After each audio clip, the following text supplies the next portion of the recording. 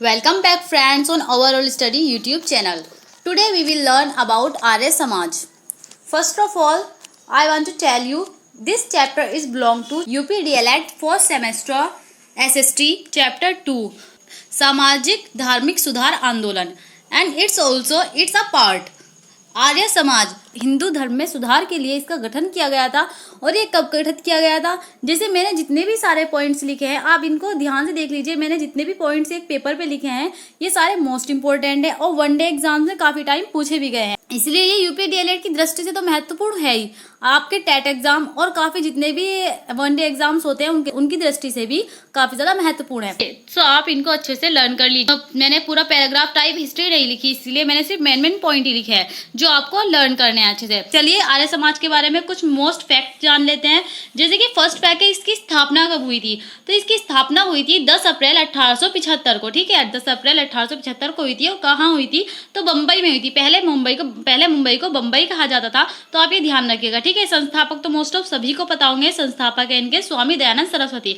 चलिए अब स्वामी दयानंद सरस्वती से रिलेटेड आपको एक फैक्ट बता देती हूँ। स्वामी दयानंद सरस्वती जी का बचपन का नाम जो था वो मूल शंकर था। शंकर भगवान के ऊपर इनके पिताजी ने इनका नाम रखा था। ये ब्राह्मण परिवार थे, इनके पिताजी ब्राह्मण थे। सो ये भी काफी ज्यादा पूजा प्रार्थना में इनमें काफी ज्यादा इन पर रुचि लेते थे। लेकिन क्या हुआ, एक दिन इनकी जो पूरी फैमिली थी, स्वामी दयानंद सरस्वती की जो पूरी फैमिली थी वो रात्रि जागरण में गई। रात्रि जागरण में जब पूरी सब जितने भी थे सो गए, रात को इनकी अचानक से आंख खुली और इन्होंने देखा शंकर भगवान जी की मूर्ति पर प्रसाद चढ़ा हुआ है, प्रसाद जैसे चढ़ाते हैं। लेकिन इनके माइंड में एक तरह का तथ्य जागृत हो गया कि यार ये एक मूर्ति, पत्थर की मूर्ति जो अपनी रक्षा नहीं कर सकती, जो अपने प्रसाद जो उसके ऊपर चढ़ाया गया उसकी रक्षा स्वयं नहीं कर सकती, तो ये अन्य लोगों की रक्षा कैसे करेगी, ये मानवता की रक्षा कैसे करेगी। तभी इन्होंने क्या, अपने पिताजी से इनकी बहस हुई कि मूर्ति पूजा का इन्होंने विरोध के लिए काफी ज्यादा अपने तथ्य दिए, अपने जितने भी थे इन्होंने अपने तर्क वितर्क रखे सारे। इनके पिताजी से इनकी थोड़ी सी बहस हुई, इनको काफी ज्यादा ठेस पहुंची। इनको एहसास तो हो गया था कि मूर्ति पूजा बेकार है, मूर्ति पूजा नहीं करनी चाहिए, लेकिन इन्होंने तभी कुछ एक्शन नहीं लिया। इनके पिताजी ने कुछ टाइम बाद क्या किया, इनकी शादी करा दी और इनके कुछ टाइम बाद इनके चाचा और इनके सिस्टर की डेथ हो गई। उससे इनके दिल को काफी ज्यादा ठेस पहुंची। गुरु विरजानंद के से इन्होंने शिक्षा प्राप्त की। ठीक है, इनके गुरु का नाम अगर पूछा जाए तो इनके गुरु का नाम है गुरु विरजानंद। ठीक है, इसीलिए मैंने यहाँ लिखा हुआ जो सहयोगी हैं वे मथुरा के स्वामी गुरु विरजानंद जी है।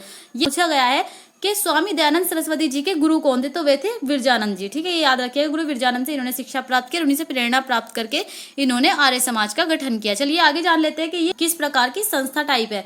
तो वो क्या है, धार्मिक संगठन, एक प्रकार का धार्मिक संगठन है। ठीक है, इसका मुख्यालय भी काफी टाइम पूछा गया। आर्य समाज का मुख्यालय है न्यू दिल्ली। चलिए नेक्स्ट देखते हैं सिद्धांत। क्या आर्य समाज में क्या सिद्धांत दिए गए हैं, तो सिद्धांत दिए गए हैं कर्मंतो विश्वमार्य का अर्थ है आर्य। देखिए इसका संधि विच्छेद कीजिए विश्वमार्यम का।